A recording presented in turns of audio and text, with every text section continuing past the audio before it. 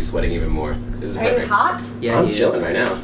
It's nice in here. Alright, what's up you guys? Welcome back to Podcast Unbroken. My name is Hudson. We have Roderick back and Shauna just from the last episode. If you didn't watch the last episode, I highly recommend it. It was really good. We talked a lot about like people's reaching their goals and how there's a lot of things that prevent people from reaching those goals. So I highly recommend that one and check it out and rethink your goals in life. Some real quick things. One, if you're not already, go to rollathletics.com and give us your email because we are launching very, very soon with a lot of programs, content, cool stuff for you guys, Facebook group, all that. So go to rollathletics.com and give us and sign up for the newsletter when we launch. Secondly, go to link down below, and if you want 25% off X Endurance supplements, we have a link down there. I believe you can get 25% off. So if you sign up for Team X and D. And if but they also use our link, you get 10% off. So yeah, now if you do your first time purchase, you can get 10% off any products. So check it out. We all use X Endurance stuff. We all use Extreme Endurance and Fuel 5. And look at Shauna's biceps. Don't biceps like that. Actually, maybe don't go to X Endurance. Cool. But in today's episode, I wanted to talk about something that I saw Dave Castro post yesterday. So if you are watching this pretty recent, this episode's going up today, you can check it's July 26th currently. July 26th. So look at his July 25th post. But he posted a video of him. He said he did a 2-mile run, and then he did a few sets of deadlifts doing heavy triples until he went up to a heavy set of 2, did 375, and that was it.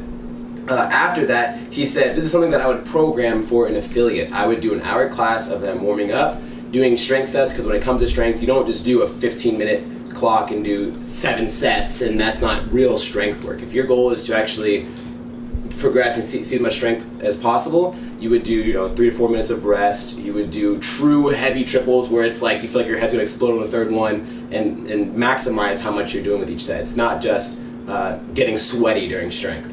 You might if you're out of shape, but it's not like a conditioning strength piece. It should be taking your time. And back in the day, I mean, CrossFit still programs like that on their website. Like they'll do like the 5-5-5, 5-4-3-2-1, whatever. But I don't know. You started CrossFit a while ago. When I started CrossFit, it wasn't like that. Every now and then they might program. Like I started CrossFit about 6 years ago. Yeah. When I started my CrossFit gym, they would program like hero watts, but that would be just the class. They'd program like the CrossFit total, which would be just the class. But like, ever since I started CrossFit, it was always like a strength portion into a conditioning piece. Yeah, and so it's funny because I never really thought about it as, I guess I'll call myself an advanced athlete now, 7 years later. You suck. You're above average. Above average.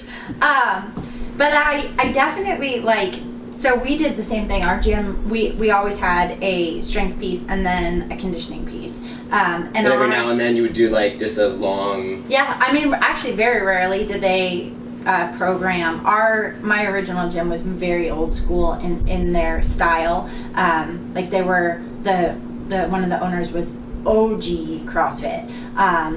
But yeah, the Metcons were actually like 10-minute long Metcons. It was always short and sweet and crush yourself. But now that I think about it, like one of the things I don't like about participating in the classes, especially given that I have some heavier lifts, it takes me, sometimes 10 to 15 minutes just to get up to my working weight.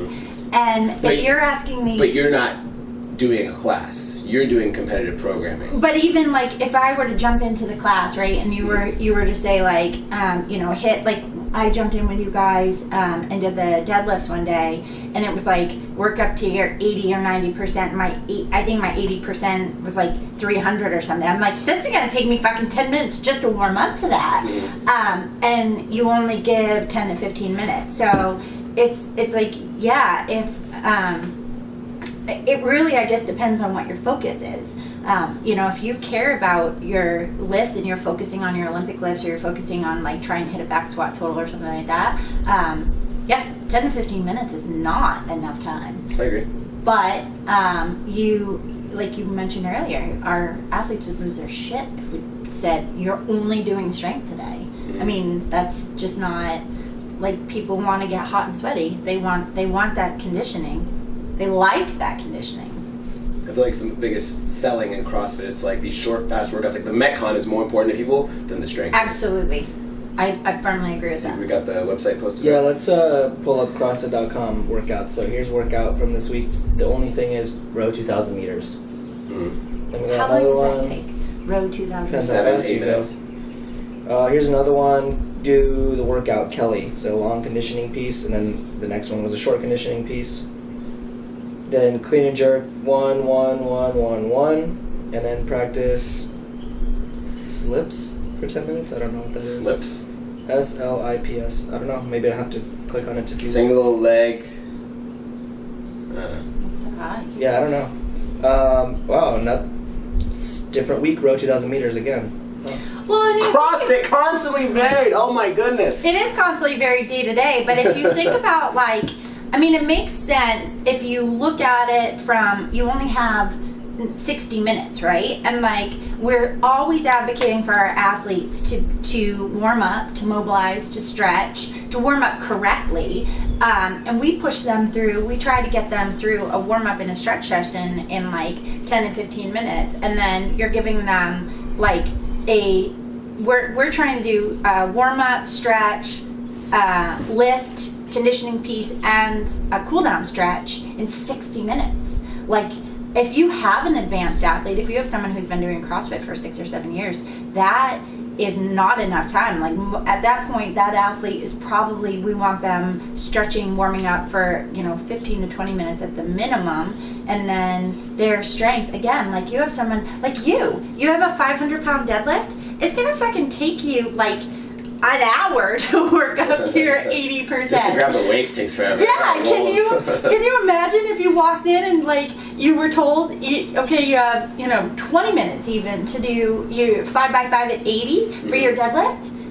I mean, you're not getting that done. So one thing I think I mentioned to Roger a while ago, or I mentioned to somebody, it's so how I look at it for the athletes is you can't get a lot done in an hour. No. So the goal is to have them moving, have them get sweaty, have them learn something, and stay functional and go to all the different planes, and then that's mission accomplished. So again, not everyone's goal is to find a winner max deadlift. If that was the case, then they would be I was when I first started CrossFit. It's I want to snatch more. I would look up a snatch program, or I do more excessive work on the side. I do go out my way. Go to rollathletics.com. Go to rollathletics.com and check out all the programs we got. So that's one way I would go about it. But for the average person, they don't really care. And then so I say I'm getting them CrossFit strength. Yeah. 15 minutes to build to 80%, they're never really true. Even when we go to 1 rep max days, I might give them at the very most a 20-minute allotment to go ahead and try to find a max, and that's still pretty short. Right. It's still very short rest periods. They're not going to truly have enough time to recover and go for another heavy double to a single or whatever it is to get to their heavy 1 RM. So people, if they were to maybe stop, everyone in the gym, in a CrossFit gym, were to stop doing CrossFit for 3 months and just did strength, they would probably all PR 30, 40, 50 pounds. You have people in your barbell class where you just focus on, hey guys, we're doing a 5x2 and then, some accessory RDLs or whatever it may be for the day. It's a lot of people in your class are hitting 10, 20, 30 pound PRs because they're focusing on that and they get to truly recover and focus on all the different things, technique and all that stuff. Because I coach your class occasionally, and that's why. Yeah. Well, my thing on how CrossFit has become, and I think it's become what it is because it's easier to sell people on putting a lot of things in the hour and making it feel like they did work, rather than giving them what they should actually be doing. So, for example, if you came in, warmed up correctly, taught them how to fix any deficiencies they have, mobility restrictions, that would take 30 to 40 minutes, and then you have 20 minutes to hit a really hard workout at really high intensity. So if you came in and the only workout is 2,000 meter row, but you worked on rowing technique, you worked on warming up correctly, you worked on, hey guys, here's some restrictions that you're having, you're rowing with a rounded back, we have to stretch this, let's activate this is what you should be doing, this is how you should row, a mini rowing clinic, and then at the end we have 10 minutes left, it's alright, you are going to go as hard as you possibly can. That would be an awesome day. That'd be a great workout, everybody would probably feel awesome, but everybody comes to the gym because they're I need to get a lot of work done. So we've tailored our programming to make them feel like they're doing a lot. Well, and I don't even think it's make them feel like they're doing a lot. I think it's giving them the opportunity. Alright, we're back. What were you saying? What is one of the number one excuses people say about why they can't exercise? Because they don't have time, right? So we are trying to give them the opportunity to get as much exercise in a short amount of time, because we're respecting that. Like, we are stoked that we have 200 to 250 people coming into our facility who have prioritized their health and recognize how valuable exercise is. So we're taking that and saying, okay, we're stoked that you guys are here. Let's make this hour as beneficial, as fun, as effective as possible. So I mean, it's like if I had a friend of mine who's a physical therapist, and she gave me a great perspective on this. We were talking about how people move, and like, you have this super shitty mover, and really they shouldn't even be, I hate you, they shouldn't even be squatting because they squat so poorly. But if you only ever let them use a PVC pipe, then we would take the fun out of what they're doing, right? So we try to let them move safely within that range of motion that they have, and we allow them to play around with maybe a little bit of weight. We let them have the barbell, right? So if we force them, a lot of people don't want to work on technique. Look how many people who have been CrossFitting for 4 to 6 years, and you look at them and you're like, have you ever been coached? Like, do you know how to move? It's so funny. It's again, that goes back to, we're not providing with the service that we should be. We are tailoring to what they want. Right. We have to find that happy ground. There should be a happy medium, but I feel like Dave Castro is correct in being, this would be all you needed for a class. But again, people wouldn't have that much fun doing that, and they wouldn't feel like they're doing a lot of work. So they wouldn't be sold on CrossFit. They'd be like, no, but they come in, they do some clean and jerks, and then they do a workout, and they're freaking done, and they're crushed, and they're like, oh yeah, this is awesome, I got so much work done, and they can brag about it, and post to the I feel like we're doing a disservice to them by not teaching them how to move and move correctly and making that fun. Interesting. I've never heard someone say, I got so much work done today. But I've heard people say, I want to do enough. I want to do more. They burn. I've heard many people go, hey, the workouts seem a little bit short, I want to do longer, or can I do extra class? Yeah. Instead of actually pushing the shit that we give them. So now imagine if we took more away and we taught them movement over volume, and then we introduced intensity. Agreed. And then we introduced volume. Agreed. But we don't. We are like, here's a lot of volume, we'll get intense one of these days. And that's why they don't feel like they got to work out, because they're doing volume, but they're not doing it they're not doing it hard enough. I agree with that. Yeah, but I think it's just so but you said earlier, it's kind of like you got to find. Some people won't find that fun and sexy, and some people there's a lot of people. Your barbell class is freaking awesome. Everyone looks at you little puppy eyes, feed me more knowledge, and they learn so much. But then feed you dollar bills. And the thing is, some days I'll come to the gym and for example, most days I coach 4 classes straight. And it's the first class of the day, I'm gonna give these guys so much freaking fitness. They're gonna bleed fitness out of their eyeballs. They're gonna be great. It's all right guys, bring it over the rower. Boom, all right guys, rower, think about this, that, boom, all right, guys, gonna try it out real quick, we start the workout. And then some people get it, some people take it to heart, oh yeah, that does feel good. Some people are kinda I just wanna fucking work out, dude. Or then you tell them every single time, hey, sit upright, try to get the bottom of your butt on the rower so you can sit nice and tall. Okay, you turn around, you come back, just rolling like this, and every single day. I know plenty of athletes come up in my head right now. I tell them the same cue every single time. They don't take it to heart, and they're like, okay, and they just think about they want to go. So then I think it goes back to what you said of finding that happy medium of what's going to keep them moving, keep them sweaty, whatever they want to do out of the gym, and keep them safe, most importantly. But then also it's okay, I still want to help this person get as good as possible. So then I've given people some restrictions. I know another athlete pops in my head who moves really well during his strength, crushes all the barbell stuff, really great. As soon as that 3, 2, 1 go, his brain shuts off, and it looks like my spine hurts watching him. So I told this out the other day, I was like, hey, if I give him a lot of comments on the strength, hey, back position looks great, nice shot, power with the legs, this and that.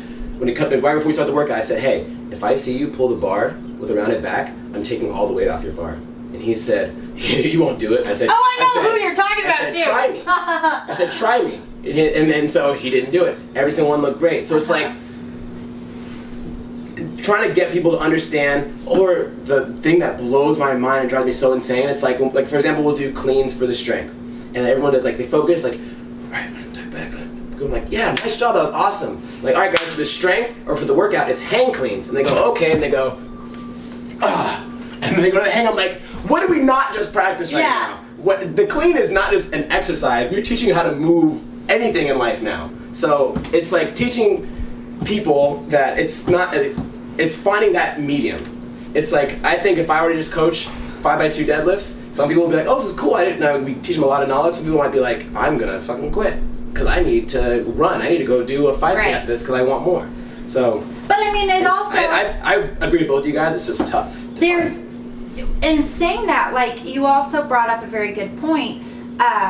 We're teaching them, okay, you know, we're in this controlled environment. We're teaching you how to move well. Can you take that, what we just taught you in that controlled environment, and then apply it to how you move when you're moving quickly and you are not conscious of every single movement that you're making? It should be second nature. Yeah, so I mean that we are doing a service to them by giving them the opportunity to apply that, to take that strength and then apply it to moving in, you know, a fast-paced environment. Because, you know, when are you, like, if you're moving your furniture from one place to another, from, you know, one house to another, like, you're deadlifting for reps, right? Like, so we've just taught you how to deadlift in a controlled environment. Can you now, when you're thinking about, well, I gotta empty this room and my toddler's running around and where's the dog, blah blah blah, can you then pay attention to how you're moving? You know, so maybe, I mean, we could look at it from both ways, and I never really thought about that, but it does make sense. Like,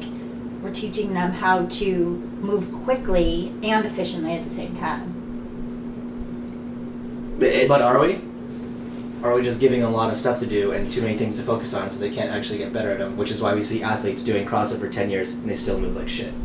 Yeah, but I think the general populace, yes. And I think a lot of athletes that have been doing it for 10 years and still move like shit, those are the individuals that have to be doing CrossFit, because if they were doing exercise on their own, they would take zero responsibility for themselves. So they come in and we put them in that environment where we're asking them to take some responsibility, but they have that mindset that they know more than us. They've been doing CrossFit long enough that they're fine. They haven't gotten hurt. Blah, Their blah, coaches blah. haven't said anything, so I must be doing good. Right.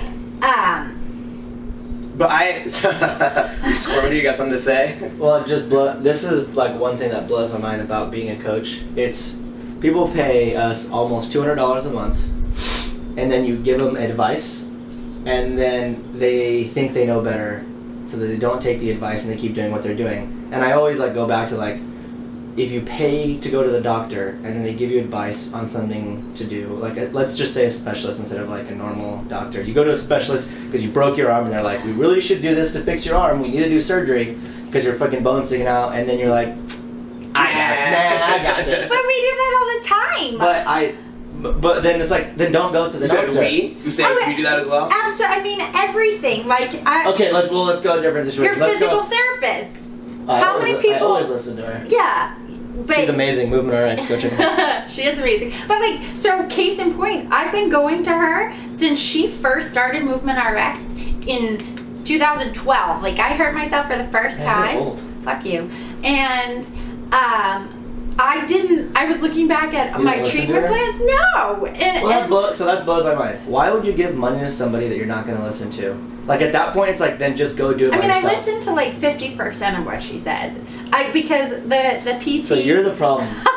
Yeah. So, I did something similar to that. When I had my herniated disc, when I was and now he does 500. When I was 16, 17. His back can't move at all. When I was 16, 17, and I went to a physical therapist, all right, and I didn't know anything at the time about corrective exercise. They were doing glute bridges and single RDLs. I'm this shit is dumb. I didn't go back. Yeah. But then I just kept my back light and I did my own stuff, whatever felt good, and then it kind of got better. But now, if I was in the same situation, so literally, I had to sit like this at all times. If I started to do this, my back would light up. It was I couldn't hinge over and grab anything more than 45 pounds. If that happened to me now, I would go and talk to every single therapist I possibly knew. I would get every single advice and try to take that in. But I think people just, one thing, we want instant gratification. Absolutely. You tell me it's going to take you 6 weeks to do this, I'm just going to work manage. I figured out, I'm not going to wait 6 weeks until I can go running again. Yeah, right? it takes 2 years to figure it out. Exactly. I've been running for the past 12 years of my life. Tell me I can't run anymore. Whatever, dude. I'm out of here. People just like, but I don't understand how people can just pay money. Get it. I get it if you like go on Google and you like Google something like, oh, that might be right, but there's like a lot of resources on Google. Except if you go on Google and you type in rollathletics.com and you go there. Yeah, exactly. It could have been a lot of pain. But yeah, it's like people just want instant gratification. If I can't be fixed right now, I'm gonna do what I can do. Right. Let's go back to the original question. You didn't like the rabbit hole we just went down? No, it's fine, but I want to kind of come back to the 9/11 was an inside job. Oh my god. I go back to It was. Dave Castro said running 2 miles and doing 5 sets of 2 deadlifts is enough, and that's something he would program for the class. So Wait, running 2 miles? That's what he said he ran did 2 first miles. Oh, absolutely. I mean, that takes, the average person, 15 to 20 minutes? 13:42? What? I didn't tell myself doing it. Really? No. I was going to say, I'm like, you're That's fast, slow, yeah. You guys didn't see Rob's What's your face fastest with that. mile time? Comment that down below. What's your fastest mile time? I can tell you right now. Mine's 7 minutes. I thought I was slow. You're slow. Fastest Abuse. mile. 6:09. Damn. Back in 2016. I remember that. I was back at Renatus. When you were young. Probably what wasn't accurate mile. Where was that, dude? I don't know. I never heard of that Yeah, place. it's one of the gyms 7 years ago. Okay. Something like that. Yeah. Would you guys agree you're not What gonna about my talk mile about time, that? fuckos? What is it? 6:05. No one cares. 10 minutes! But okay, going back to the original question, for a CrossFit class, if you were to program like Dave Castro, how often would you program a day like that, where it's like 5x2 or 1K row or Fran, period, like nothing else, like warm up, hit Fran? How often would you program something like that? How often would you program a strength and a metcon? How often would you program just a long metcon? Yeah. Well, see, yeah. so this is what Okay. this is what I'm thinking. If we literally used CrossFit.com's programming, I think that would be the correct way to program CrossFit. However, people would not buy into it because you're not doing enough work. You would be doing take the workout they give. So let's say Kelly. Kelly takes probably like 30 minutes. What's Kelly? Oh, is that the kettlebell swing one? 400-meter run, kettlebell swing, pull-ups, or it's I wall ball hate box that jump. one. No, that's not Kelly. It's wall balls, box jumps, Kelly. Okay. That was better. Eva is- pull-ups. Oh, Eva sucks. So- 800-meter run. Yeah!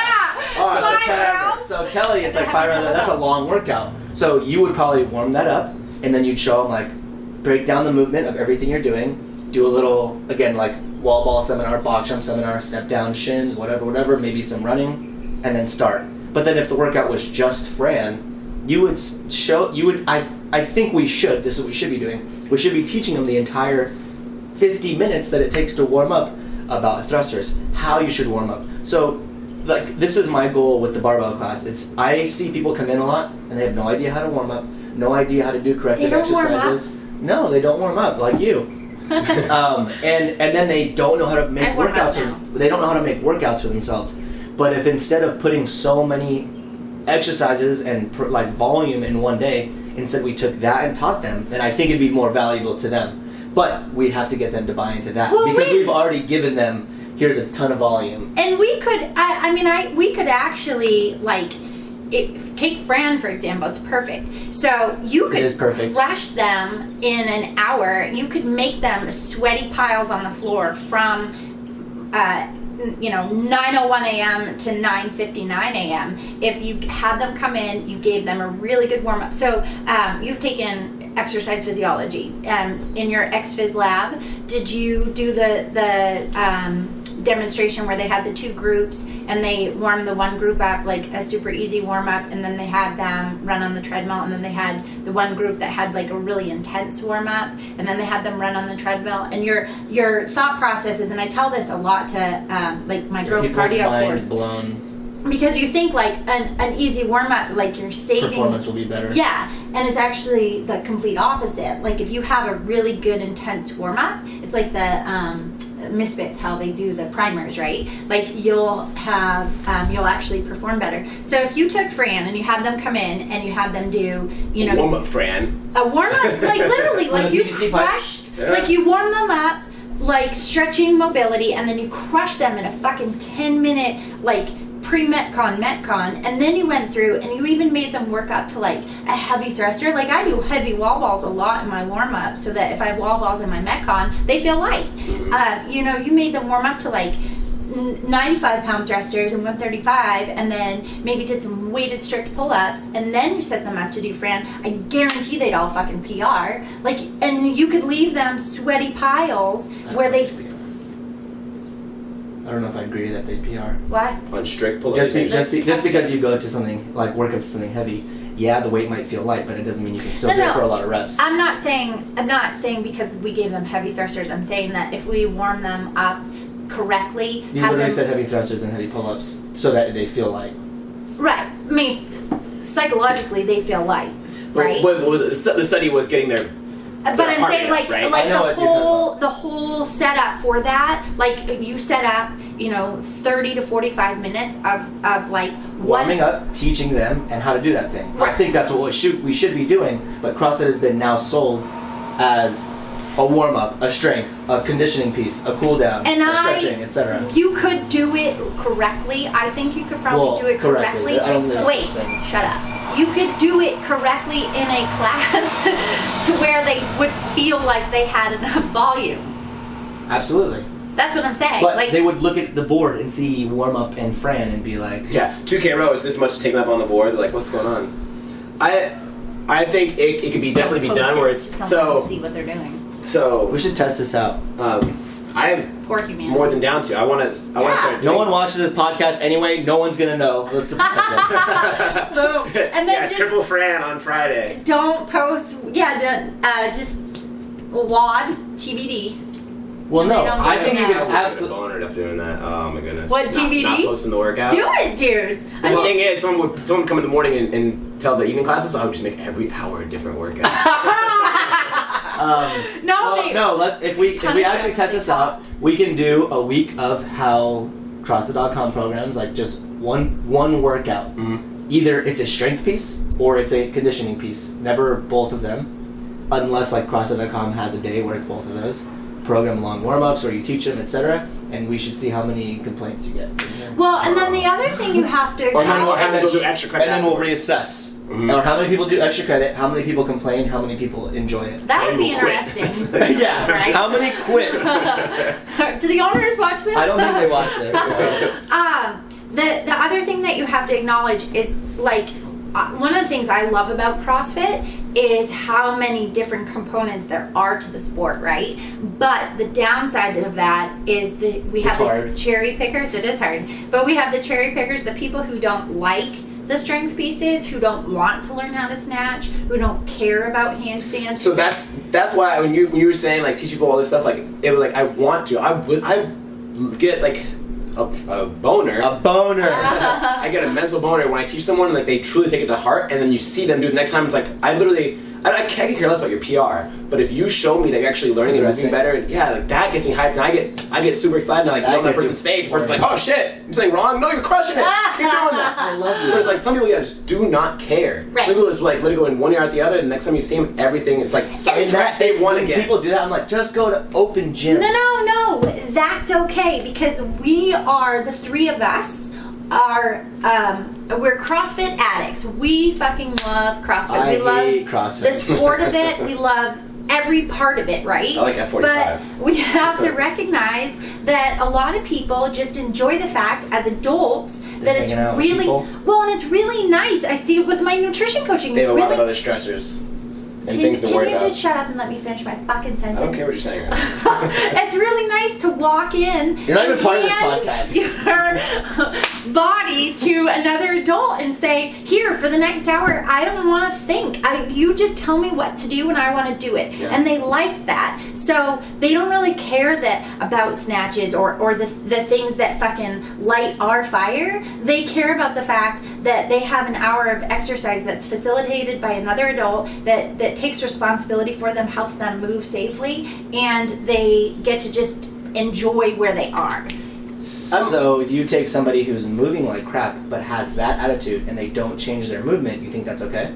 No, it's our responsibility as a coach to find that safe range of motion and then ask them to move in that safe range of motion, and then it is okay. And if they continue to just blow you off and continue deadlifting with a rounded back and I don't think give a shit. There's two kinds of people. That's unacceptable. There's more than two. Well, I mean, there's the kind of person that just doesn't absorb it, but when you tell them like, oh, okay, yeah, I forgot, or then they'll fix it. Right. And there's a person that doesn't give a shit and they go 100% and they look at you like, like what is that? Gotta do this? Okay, and they like they're like nothing is processing in their brain. Right. So I think if the person that just you have to remind every time and then they get it, it is what it is. The other person, hey, I'm taking this weight off this bar. Hey, I'm gonna freaking modify your rest. I'm gonna do something different. And then like at the end of the day, if that person does get upset with me or makes them quit, I'm okay with that if it keeps them safe. That's my scariest thing is that I'm totally down for someone yelling at me or getting pissed off. That's happened to me before when I first started coaching.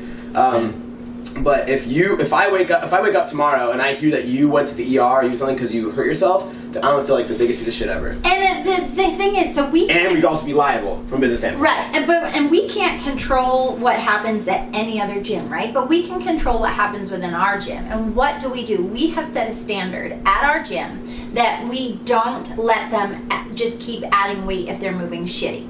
The first gym that I was at, like my coach, probably 6 months in, gave me the 53-pound kettlebell and was like, you need to use this. And was my posterior chain strong enough to handle it? Yeah. Did I know how to fucking swing a kettlebell? No. I did the kettlebell squat. And he was like, you need to use your back. And I'm like, I don't. Like the swing squat? Yeah, like literally I was like bending my knees trying to get parts of my body that weren't supposed to be involved in the swing. I do that. My quads are stronger. It depends if we're doing competition. Regardless, so his philosophy was just keep adding weight, right? And he did that a lot. Like Best philosophy ever. Danny Hernandez. That's like your PR. Now that he's at Humanity, he and I joke about that. Like, you move like shit, add more weight. Put that on a t-shirt. True. So we don't do that at Humanity. Like, we ask our athletes to take responsibility for themselves. If we see how they're moving, we say, don't do that. Yeah, exactly. I'm not comfortable with you doing that. You can't add more weight. No, you need to scale that because you don't know how to do it right. So it's okay because the athlete that is just coming in for the general fitness that enjoys CrossFit, we're not going to let them hurt themselves because we've created that culture within our gym that you need to move well. And half of them don't want to. Half of them are, even though I see someone like they always grab that same weight kettlebell no matter what the rep scheme is or no matter what the workout is overall, they always grab the same light kettlebell. And in my head I'm like, I used to be like, no, go grab this weight. But then if you want to go lighter than you think, cool, you can just go faster into Metcon, because Metcon is metabolic conditioning. Absolutely. But if someone comes and asks me, I might give my honest opinion, like, hey, you always grab the 35. Today it's really short reps, blah, blah, blah. Explain it. Hey, do the 44. Right. Oh shit, the 44? I do that with girls, especially all the time. Girls ask me a lot. Guys don't really. Right. Guys kind of like. Guys go, too good for this, dude? It's 200 kettlebell swings for time. Too good. Yesterday's workout, the double farmer carry, I put no RX weight. I saw that. And then every single class, some of the guys ask me, what weight should I do? Or what weight, what people do. You're like, you see those farmer handles? Yeah. Put 245s each one. I should have been, what do you think? And then they're like, I don't know. Grab 70s then. Figure it out. Yeah. Like, you know the honest answer. 2 barbells. You want me to tell you 53, so you go, oh, okay, yeah, I'll do 53. And thank God he didn't say 70. That's what he's thinking in their heads. But yeah, like in my eyes, the metabolic conditioning part, depending on how long or short it is, overall it is to get the heart rate up is like for aerobic capacity, aerobic training. So if you like, it should be lighter than you think, so you can go smoother, unless it's a heavy barbell or something that's going to slow you down naturally and change the stimulus of the workout. Nothing slows me down. Nothing slows you down? No. Just stuff in your eye. Just metal in my eye, Yeah, and our gym, I fucking love our gym. It's the best gym I've ever been at. CrossFit Humanity in San Diego. Don't go to other gyms. Go to us first, and I guarantee you won't want to go anywhere else. Yeah, you won't go anywhere else. All day long, people go to other gyms, and they come to ours last on their trip, and they're like, dang, I should have came here first. That is a true statement. He's not lying. But one of the things that I love about that gym, about our gym, is... No, it's been so nice. Oh, damn. No, we have a really conscientious group of athletes that do, for the most part, take responsibility and recognize when they should scale, when they should go RX. They scale appropriately, accordingly. They get a good conditioning workout. They compliment me on my beard. Oh my God, Rod's head is exploding right now. He said he's not. When are you shaving that? When Real Athletics drops and has a big grand. So 10 years. Tomorrow. Tomorrow, for real? No, we'll probably stop today. Ooh. Thanks for the Inside fucking scoop. warning. I'm not telling. I don't want to tell anybody because I need to make sure everything works before I'm going like, everybody come down. You want to keep it low key so people can kind of check it out beforehand and say anything before it goes big? No, I'm sending the emails out to the people that I want to download for helping me out. Okay. Dang, I forgot what I tried that. Oh, so let's.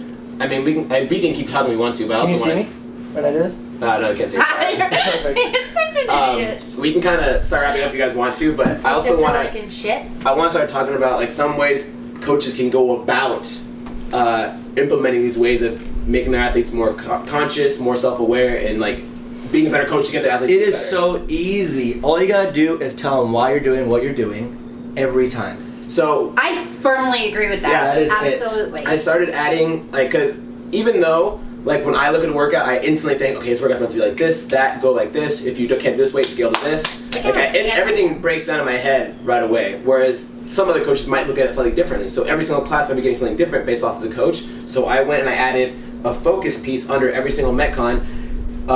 The barbell should be done in sets of 2 or 3. The run should be nice, cool pace, blah, blah, blah. So that way everyone has an exact idea. So, the deadlift's supposed to be done in 2 or 3 sets, even though they think, I could probably do that weight RX. I might scale it down so I can stay inside that weight, and I'll point that out so that way people can get the appropriate stimulus. Because not just because you can RX doesn't mean you should RX. If your max clean is 225 and the RX weight is 205 for a set of 10, do not do 205. Oh, that was me back in the day, dude. Max 185, cleans in the workout 185. Obviously, I'm doing 185. I can do it. I can do it. Yeah, does 1 round in 20 minutes. Yeah, but I agree 100%. If you tell people why you're doing what you're doing and explaining it, then they're more receptive to, that's okay, I understand. Yeah. Versus, hey guys, today we're doing this and that. Oh, okay, well I'm going to do what I think is right. You know what it reminds me of? It reminds me of when you were little and you'd be like, Mom, why? And they'd be like, because. I said so. What the fuck? What the fuck? Well, give me a good reason. But have you ever interacted with a 5-year-old for 24 hours? Well, at the end of that 24-hour period, you're like... I know, but, I mean, I don't have kids yet, so if that parent doesn't take the time to tell the kid why they're doing what they're doing... All the parents right now are like, Roderick, we will choke you out. It's okay. I understand that you might choke me out, but it's just like people at the gym. If you just tell them because... No, you don't do that. But, I mean, you take that 5-year-old, like, you have to... Well, I ask you why all the time, and you're like... And then I tell you. Sometimes. Most of the time I tell you... You know the answer. Unless you keep asking. No. This is the difference between Shauna and most athletes. She's a coach. She literally, I've heard her say things before like, make sure you warm up for this. This is the type of warm-up you should do. And I'll program the exact same thing for her, and she'll go, should I warm up for this? That's when I'm like, you know the answer to these questions. You don't need me for that. Look, she knows it's true too. I hate warm-ups. They're good for you, but they are awful. Yeah. If you tell them, hey, I want you to bring your hands in, and then tell them why they're bringing their hands in, because it might do this. However, just know, it might decrease the amount of weight you're going to be able to do now, but it'll increase the weight in the long run because it's going to look better. It's going to be a little bit more explosive. It's going to be more comfortable. Absolutely. Not going to hurt the wrist. It's going to be more stable. And they're like, oh my gosh! Like, they're like, whoa, information! You know? Then they're like, and then they try their hands in and it feels like shit, and you're like, look, that's normal. But if you just like, oh, that didn't look good, then they're going to put their hands back where they were and keep doing what they're used to. I agree. And I start my why starts at the warm up. Like I realized when I started coaching that telling people WAD number one is the warm up. No, why you program like I had someone the other day that was just like, oh well, it's just a general warm up. I'm like, no. Hudson programs the way he programs the warm ups. They're not always glamorous. One thing I But you realized, tell them like, Go ahead. are we getting married? You cut me off like we're getting married. No thanks.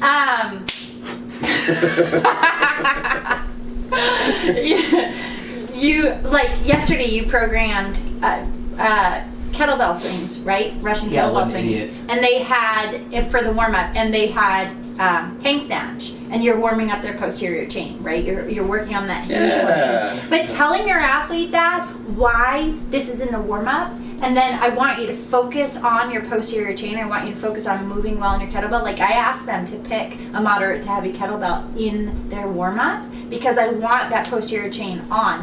That makes them conscious from minute 1 to minute whenever they're done using that rear end to be thinking about it. Yeah, 100%. Yeah.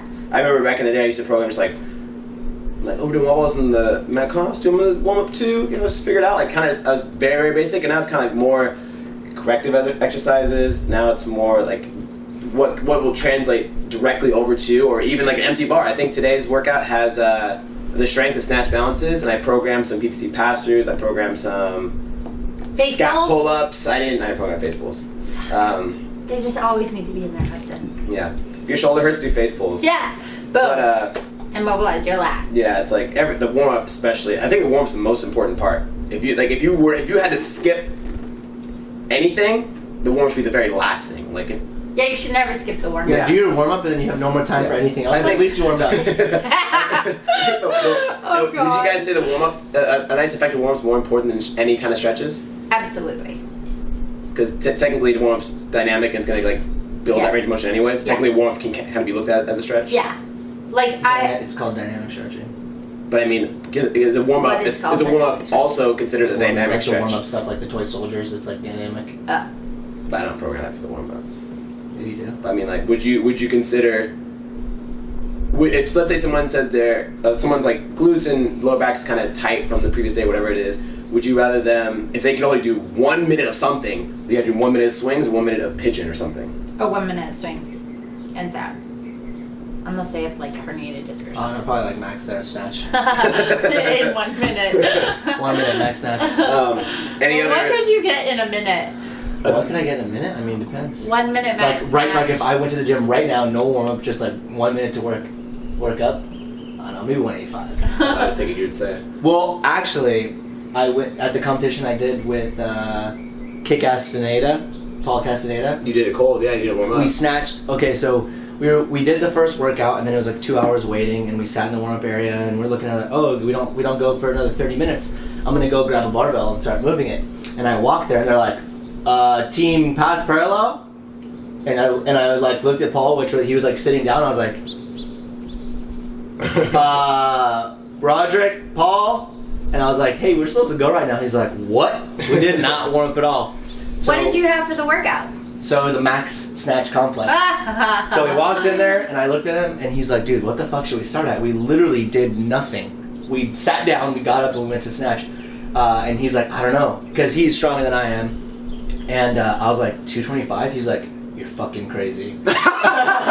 So we put 225 on. What was the snatch? What was the So complex? it was squat snatch, hang snatch, overhead squat. So we opened up with 225, and then I ended up hitting 235, and then I missed 245. I snatched it, and then I did I hang snatch? You went to the hang and you fell back. Yeah, I did a snatch. I snatched 245 pretty much cold. Yeah, that's badass. He hit 255, and I hit 235. We won the snatch event. Cold. You guys took first? Yeah, we took first. That's awesome. Yeah. That's why my body's broken. Another way, like I like to have people kind of be more self-conscious and overall move better and learn is one thing I always say is You said you get them to be self-conscious. You're ugly. You're gonna be more self-aware and more conscious of what they're doing. Or more self. Your cleans are trash. You suck. It's like I almost always, unless it's like oh I need to go over there and tell them what they're doing wrong right now. They need to stop what they're doing. It's like they'll do a set and I'm like, how did that one? I don't know what you did. They can definitely see your hand. I poop. You do? I'll tell them like, how did that set feel? What do you think of that set? And then I kind of like, oh well, no, I mean, my knees kind of felt funky. Okay, if that's it, like, well, I saw that. I want you to focus on self-aware, more conscious of what they're doing. So like when like, okay, I want you to focus on not only driving your knees out, but pushing your toes down, support the arch of your foot. So that way you're more likely to be able to sustain that position, not have your base collapse, which is your feet, and then have everything else kind of cave in as well. Yeah. Well, you're driving the knees out, your feet are caving, so it affects everything. So then from there, next day goes by, or the next set goes by, the same day, and I come back around and they do it again, or they fix it, or whatever it is, I say, how'd that one feel? Oh yeah, I noticed that, I felt that stuff, and they kind of get the idea, and then maybe the next week we have the same lift going on, and then I tell them, or they move, and I look at them, I go, or I say like, hey, remember what we didn't talk about last time? They go, oh yeah. And then, so that way it's like, they're literally, I'm forcing them to remember what they said, otherwise I kind of like, not just like make them feel dumb, but make them be like, hey, I'm going to keep telling the same thing over and over. No one wants to get told the same thing over and over. Right. That's lame. Like, if you keep telling me, clean your room, like, after a while, I'm like, I'm just going to do it because it's annoying hearing it all the time. I don't want to hear that. Right. So that's like I try to trick people to do. It's like, how did that feel for you? They can assess how that movement was versus them just squatting. People just think a squat is just bending your knees and standing back up. It's literally like I could literally probably think of like 50 different things with a squat to teach someone. Yeah. To get them to move appropriately. So especially when people come in, they're like, I've been lifting since I was in high school, and then they squat, and I'm like, oh my gosh, yeah, it doesn't mean anything to me that you've been lifting. I don't care. They I've been lifting for like 100 years. I can do this. I'm squatting. Or they don't even squat like to even halfway in the squat, like not even halfway to parallel. But they can it's put like, 500 on the bar. Yeah, it blows my mind that we still see people like on Instagram, like some like bros, like random dudes, load a bar with like 7 plates on each side and like do half squats. Like what do you think you're doing? Like, I don't know. What is it actually doing? Especially because CrossFit is so popular now, and it's like, I mean, we show how to fucking squat correctly. Well, I mean, like just in general, like there's so many like the Move You guys. Like there's so many millions. There's so many millions and millions of accounts online that show you like how to move. And like literally, I can't go on my popular page without seeing one. I'm gonna try right now and see what happens. I'm gonna pull up my popular page. So Scott Edkins was saying, I probably shouldn't put people's First, one of the things on my popular page. Did you know it's something about like your fascia at the bottom of your foot and like helping with heel pain? Yeah, mobilizing. Talking about muscle split. But isn't that because you're into fitness? So if someone else is into fitness and they follow like the big names in the fitness industry like Steve Cook, Brooke Entz, all these other people, those people also follow and comment on those kind of, like it's gonna come around full circle. I follow Squat University, that's it. Yeah. But I see a ton of these people that are doing corrective movement stuff because there's a lot of accounts that repost like all these like healthy meals. You've seen these accounts. Yeah. Like, they just repost a bunch of other people's stuff like meal, 20 carbs, 10 fat, 30 protein, like that's all over the place. But there's like so many resources and so many things proving like how to move correctly and how to be injury free. Because like I think back in the day, like 20 years, it was like more pain, more gain. If you're not not achy and like you're not really going heavy enough, like that was like everyone thought like back in bodybuilding, powerlifting, all these guys that want to just get strong. And now it's more towards like performance and athletics. And even those aren't people that don't do CrossFit. They do F45, they do berries, they do like a similar thing of high intensity interval training. Like everyone should be knowing how to move correctly to an extent. Like there should be squatting a quarter inch should not be in existence anymore, unless if there's some type of like for example we do like jerk dips or we do like the other day my programming called for a quarter front squats, which was actual prescribed thing. But I bet you their program didn't say do a quarter back squat. Right. Maybe it did. I highly doubt it. Right. Scott was saying he went to 24-hour fitness with his wife the other day. He's fired. And he's not a member anymore. Well, she got a membership because there's air conditioning. Hot CrossFit. It's like hot yoga. You charge extra for it. Yeah, right? We literally do charge extra to not have air conditioning. And he said he saw a kid that was doing that was on one of the Olympic lifting platforms. And 24-hour fitness has Olympic lifting platforms. Smart people. 24-hour fitness has like illegal barbells and plates. 24-hour fitness is doing it right. Yeah, they are doing it right. Well, I don't know how big business works, like these huge corporations, but I'm assuming like the people at the top make a ridiculous amount of money always, and they screw the people at the bottom. That's typically how I feel like that's typically how most big businesses work, and that's like get to that phase. Like Walmart employees, people at the bottom, but like Walmart employees, they don't get paid the most, and they don't hire the most highly qualified. Usually when I go to Walmart's near me, I don't know about near you, but it's usually a bunch of riffraff that work. I do not go to Walmart. Exactly, Walmart is not a good place. Walmart's scary. I go to Walmart, I think we get stabbed. Target is much better than Walmart. Yeah, but like. At most very, very large scale corporations, the low entry people don't make a ton of money, at least to start with. Right. And as you grow, you make more money, obviously. Right. But like the guys at the end make a ton of money. But I'm assuming they got the top people at 24 Hour Fitness, like, let's put these very, very high end pieces of equipment in the gym so that like, people are more inclined to go there, because they realize with the growth of CrossFit, weightlifting has also become very popular as well. Like if I were to stop doing CrossFit, I would still weightlift for sure. Yeah. I love snatching during clean and jerks. Right. I had a 3-month period where I just did that. After they got rid of regionals because Glassman hates us. I actually have a meme about it. I'm going to post about it today. But like, I'm assuming they must have thought Your feelings are hurt on that? Yeah, I was in a funk when they dropped regionals. Really? Oh yeah, I was hating CrossFit at the time. I was like, I don't want to be competitive anymore. What's the point? Oh, you kind of were. Yeah, but then now I've kind of like, I just love CrossFit. I didn't get into CrossFit to compete. I got into CrossFit because it was fun. Plus, I mean, we could still work it to go as a team. Yeah, I mean, that phase was over. I was just so close to making it. I was so close to making it to regionals was a thing. We don't have another girl. There's plenty of girls at our gym that have other lame jobs that work like 40 hours a week. Yeah. Get rid of your fucking job and just do fitness. Yeah, be a part-time freaking CBD oil seller or something. I don't know. But going back to the big corporation thing, I think someone at the high end is like, let's put these super nice pieces of equipment there because people weightlifts. We'll get more people that way. Whereas like I haven't been to a Gold's Gym or any other big gym in a long time, and I haven't seen what they have in there. But I doubt they have high-end Lico, one of the highest brands in weightlifting for professional barbells. The bar's like $1,000. I just want to go use it because I just want to use their. I love. So you don't have an expensive bar. Our bars at the gym are trash. Yeah. They're 6 years old. They get beat up every single day. Like they're beater bars. Yeah. They take abuse. But like I have my Again Faster bar in my garage, and I haven't looked at my garage in a while. I did the other day, and like the Again Faster bar is like $150, $199. Like, oh, it's so smooth. Like you have to hold on to it because so the weights spin so fast. You're like, wait. When I did a weightlifting meet like years and years ago, like 3 or 4 years ago. It wasn't like a sanctioned one. It was like a very low, like just invite local people to try it out. But it was like actual like judges, like time frame, like white and red and stuff. And they had like, I don't know what brand it was, either Lico or Penlay, one of these high-end brands. And I started warming up my snatches. I almost like broke my wrist. It was like the turnover was so snappy. Yeah. I was like, oh, like, it blows your mind. Yeah, absolutely. The bar just flies out. I can't imagine training with that on the regular. You'd be spoiled. Yeah, I'd be hitting PRs all the time. Well, you listen to the barbells now, and it's funny because, I mean, as the manager, I'm very money conscious, and I don't want those barbells to break because then we have to replace them. You haven't had one break in a while. No. Don't drop an empty barbell. When you take the plates off the bar, don't let the bar hit. Yeah, it's poor barbell. We have people at our gym drop bars with weights on them, like snatches, and the bar will snap at the sleeve. So don't do that. Treat your barbell with respect. But like now, our barbells are so old that even with weights, it sounds like they're dropping it naked because they're so old. And I'm like, okay. New bars are on the way. Get a couple of them. Yeah.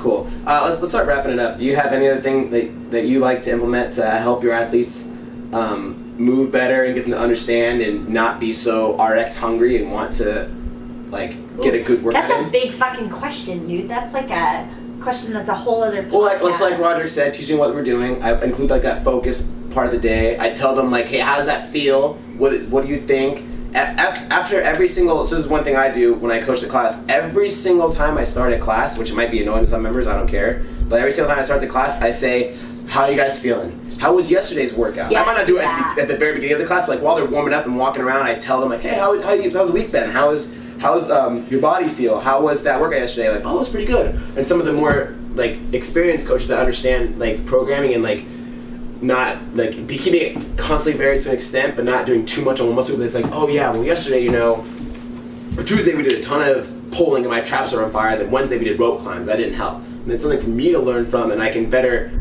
build and put a better program. And then all around it comes back in full circle to where people are getting a better experience.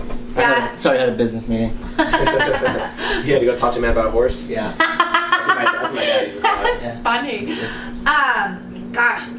I mean, like, I basically do what you do. I ask at the beginning of the class how everybody's feeling. And then when we're going through the warm-up, I communicate why we're doing the warm-up. I always pick... So I am a firm believer in using the lacrosse ball smashing versus stretching. Stretching your lower body has been shown to actually be deleterious to your... Power performance? Yes. So I'm not a big fan of static stretching or even really dynamic stretching. But the cross balls don't? No. So mashing your body, opening up those muscles, mashing your glutes or smashing your glutes, smashing triceps, things like that. So that's just facilitating getting blood to the muscle and opening it up. It's a different mechanism than static stretching. Okay. So I am a big proponent of doing some type of smash work. Why do I want to say mash now? I don't know, but smashing, especially I think they should be smashing their pecs, lats, and triceps every single friggin' class. They are. I think else would be smashing. What about foam rolling? Is that similar? Is foam Yeah, rolling more but stretching or more lacrosse ball? More lacrosse ball? foam rolling is more smashing, but I like lacrosse ball because it's definitely more pinpoint, more localized versus. I'm just saying also for like people that use like calves. Like I feel like no one gives attention to their calves, and people are like always complaining about Right, like. but you lacrosse ball You can cross ball that versus foam roll it, and you're gonna notice a more intense mobilization. With your, not that I wish GoWad was a sponsor. GoWad, if you're watching this, sponsor us. Or someone that knows GoWad or has GoWad subscription. I don't know. Email them for us. Yeah. We do. Yeah, I have membership with them. Yeah, I do too. Oh, well then email them. Get them. We need sponsors. Anyways. For who? For us. Oh. Yeah, for Roll Athletics. Hey, cool. Roll Athletics discount code. Yeah, I love GoWad. So how long are they? Typically 20 minutes ish. No, Depends on what 10 you to choose. 15. 8 to 22. 8 to 22 is your daily. Yeah. But your pre and post is 10 to 15. And then talking about stretches real quick, I've actually researched the and I increase have in it. power production. Yeah. And it actually, post-stretching, once you rest about 10 minutes, there's no effect. So if you stretch at the beginning before you're going to do strength at the 20th minute of the workout, you're fine.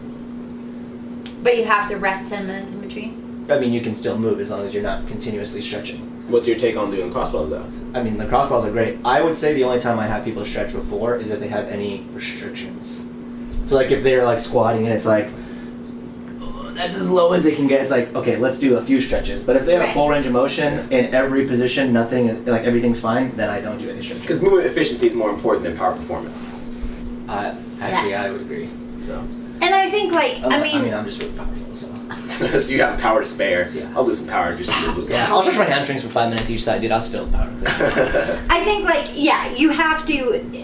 There isn't a carte blanche across the board rule. Oh, you what? have carte blanche. Carte blanche? Never heard of that. Really? Is that It's French? pronounced Camille LeBlanc.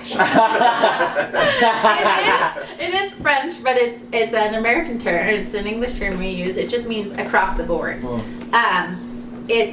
There isn't one rule fits all.